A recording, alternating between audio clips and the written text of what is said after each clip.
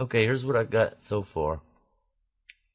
The only difference from the original is I had to drop the bottom of the eye down a little bit to tie these purple letters together. And this mark is the balance point, so we can ignore that. And you didn't tell me how you're gonna attach the layers together, but at 10 inches wide, I assume you're gonna use glue.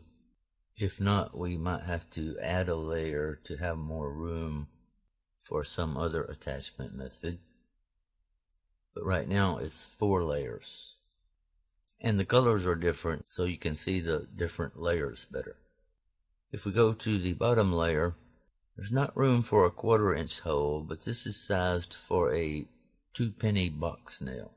The head size on that is 0.18 inches. And this is 0.2 inch diameter. And this white puzzle piece is the white behind the eye, and this lug is just to give you a way to hang it to paint or powder coat it. But this piece and this seam will be visible from the back. If that's a problem, we'll have to add a layer or something. But then the next layer is purple,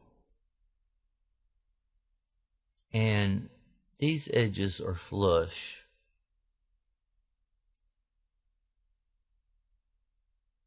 But the next layer is yellow. And the layers underneath that are inset a little bit so that they don't stick out. And this layer has a white puzzle piece for the teeth.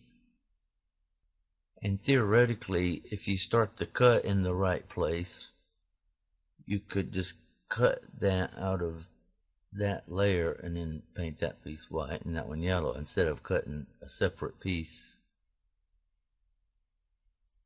When you cut this piece will drop out.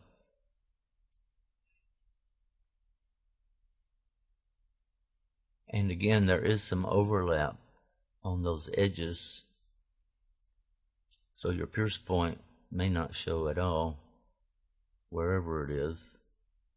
But if you use lead ends, then you'll have to position your pierce point somewhere where it will be covered up more than that little inset distance.